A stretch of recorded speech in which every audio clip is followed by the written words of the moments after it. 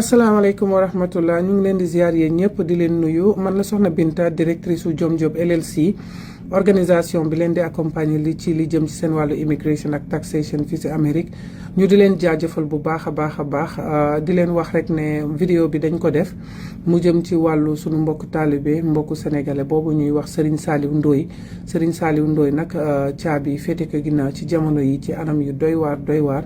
ñëpp naqarlu ko seen communauté bi ñu ci bare naqarlu ko ñu bare jàpp ci anam yu yéeme yoo xamante ne vraiment touché nañu fàttali ñu ne tamit ne suñu communauté vraiment benn la boo ci laalee kenn rek ñëpp dañ koy yëg ñu ngi def nag benn pétition boo xamante ne ñëpp ñu ngi ci jàpp. Premièrement ñuy invité nit ñi ñu yokkaat pétition bi doubler ko tripler ko voire même ñu quadruplé ko pour gën a mën a am nombre de personnes yi nga xamante ni soxla nañ ko leneen li ci des rek moom mooy ñaanal ko yàlla jëlee ko foofu mu nekk ba mu mën a delluwaat ci ay ñooñam incha allah rabbi information yi nag gis nañ ni tasaare na fépp mais dañuy def vidéo bi sous le contrôle de ses proches et de sa famille ndax am na ay proches yoo xamante ni vraiment ñu xarañ lañ ay proches yoo xamante ni taxawu nañ ko waaye aussi famille yam ak ñëpp ak ñi nga xamante ni rawatina la communauté mouride fii ñoom it ñu jàpp ci bu baax a baax jëwrin yëpp ñu ngi leen di sant jëwrinu daayira yi fu nekk woote nañ ci jàpp ci communauté musulmane bi jàpp nañ ci communauté sénégalaise bi jàpp nañ ci waaye tamit très spécialement communauté Dallas bi nga xamante ni foofu la nekk ay mbokkam ak ñi ko wër jàpp nañ ci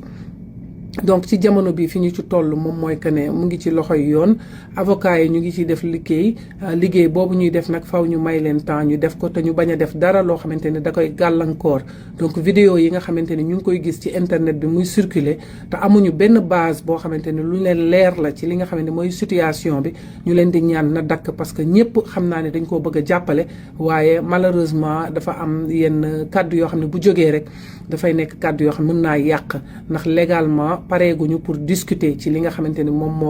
mooy li ko dal légalement pareeguñu pour discuter ci kaawu dossier bi waaye nag fi ñu toll mooy pare nañ pour accepter képp ku mën a signer pétition bi pare nañ pour accepter képp koo xam ne kilifa nga fii ci Amérique nga xam ne yow kat am nga fi réputation bu baax ñu ngi lay ñaan nga email ma ci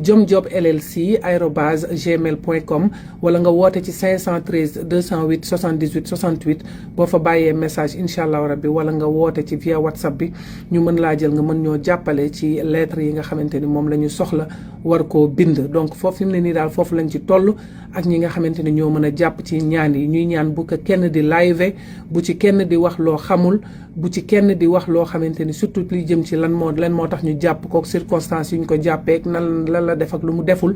ñun ñi nekk ci dossier bi sax bari na lu ñu ci leeragul ndax dossier bi dafa toll foo xamante ni li ci leeragum bari na lu bare lu ñu ci leeragul te bëgguñoo wax loo xamante ni dafay woroo wala muy lor ki nga xamante ni moom mooy Serigne Saliou Ndoye teg nañ ko ci ay loxoy avocat yu xarañ wax dëgg yàlla ñamu nekkal tamit am ménagé wuñu aucun effort pour jéem a fexe pour li jëm ci wàllu fayam wala lekkam wala ay nekkwaayam ñi ci mën ñu ci bari ñu ngi ci yónnee ay donation duñu ko arrêté ba keroog dossier bi di pare ñu ngi ñaan képp ku ko mën nga def ko ngir ñu mën a am doole financier bi nga xam moom la ñu soxla pour xeex lii xeex ko pour moom xeex ko pour yeneen sénégalais yi nga xamante ne lu mel ni mën na leen dal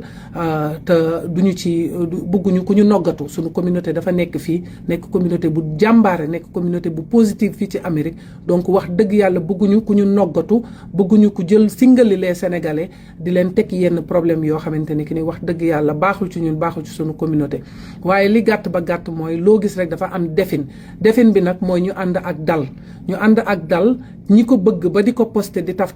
photom nañu ko bëggee noonu ba duñu wax lu leen wóorul nañu ko bëggee noonu ba duñu wax lu koy dugal nañu ko bëggee noonu ba bu ñu ko live incha allah rabbi je vous promets que ne bu ñu demee ba nga xamante ne am nañ ci update ak ndigalu ñi nga xamante ne ñoom ñooy proche am dinañ dellu si waat jox leen ay update ndax mérité ngeen tamit xam fu mu toll mérité ngeen xam tamit progression yi ci am mais pour l'instant nañu focus ci ñetti points yooyu di ko ñaanal di signer pétition yi ku ci mën a bind lettre nga woote ñu wax la nan nga ko mën a bindee nga bindal ñu lettre yi jox ñu ko. leneen li ci topp mooy képp koo xamante ni jàpp nga ni sax xam-xam professionnel màcc na jëm ci lu wàllu lii nga ñëw jox ñu loxo incha allah rabbi ba beneen yoon asalaamaaleykum wa rahmatullah